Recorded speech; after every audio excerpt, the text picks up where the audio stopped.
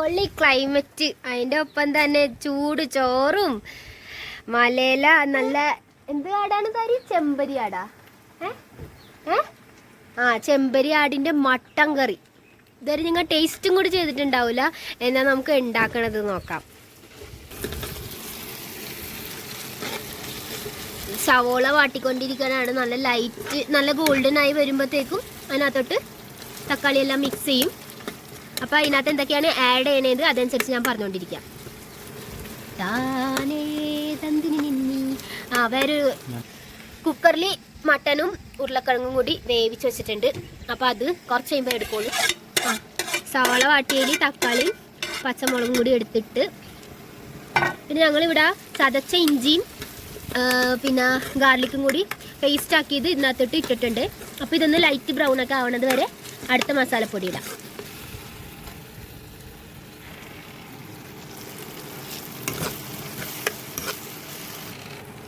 മല്ലിയില ആഡ് ചെയ്തിട്ടുണ്ട് ഇതിനകത്ത്.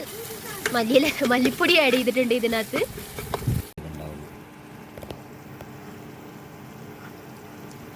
എരിവ് എല്ലാവരുടെയും ഇഷ്ടം അനുസരിച്ച് വേണം ഇടാൻ.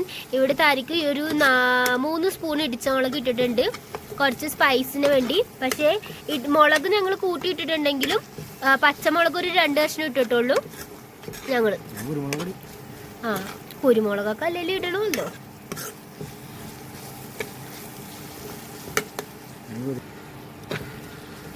മഞ്ഞപ്പൊടി ആഡ് ചെയ്തു. മീറ്റ് മസാല ആഡ് ചെയ്തിട്ടുണ്ട്. മീറ്റ് മസാല ഇടുന്ന ആവശ്യമില്ല എന്നത് അരി പറഞ്ഞത്, പക്ഷെ എന്നാലും നമുക്ക് ടേസ്റ്റിന് വേണ്ടി ഇടണമല്ലോ. ഫോർമാലിറ്റി.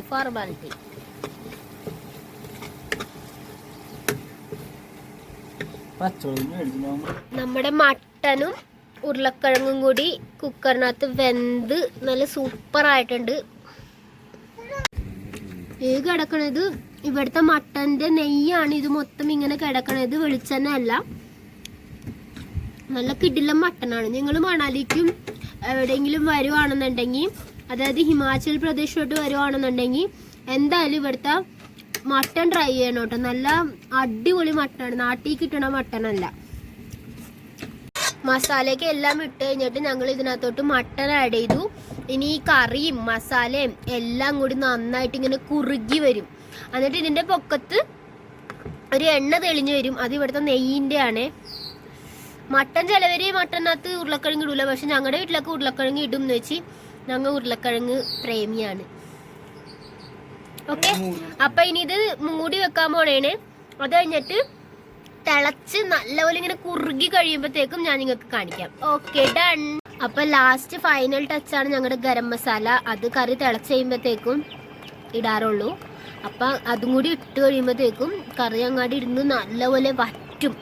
ഞങ്ങൾ ഒത്തിരി വറ്റിക്കാറില്ല, എന്നാലും ചോറിനിങ്ങനെ ഒഴിച്ച് കൂട്ടുന്ന രീതിയിൽ. ഇതിനകത്ത് ഇപ്പം കുറച്ചും കൂടി കുരുമുളകും കൂടി ആഡ് ചെയ്യാനുണ്ട്. തിളക്കണ തിള കണ്ടോ? നല്ല മണം വരുന്നുണ്ട്. ഞങ്ങളുടെ അപ്പം മട്ടൻ കറി ഓൾമോസ്റ്റ് ഡൺ. അപ്പം ഞങ്ങൾ ഓഫാക്കാൻ പോണെയാണ്. ഞങ്ങൾ ഓഫാക്കി. അപ്പോൾ എല്ലാവരും ലൈക്ക് ചെയ്യുക, ഷെയർ ചെയ്യുക, സബ്സ്ക്രൈബ് ചെയ്യാൻ മറക്കരുത്. അപ്പോൾ എല്ലാവരും വീട്ടിൽ മട്ടൻ കറി ഉണ്ടാക്കി തിന്ന് നോക്കുക. പിന്നെ മലയിലോട്ട് വരുമ്പോഴത്തേക്കും മണാലിയിലൊക്കെ വരുവാണെങ്കിൽ എന്തായാലും ഇവിടുത്തെ മട്ടൻ നിങ്ങൾ ട്രൈ ചെയ്യണം. Okay, by.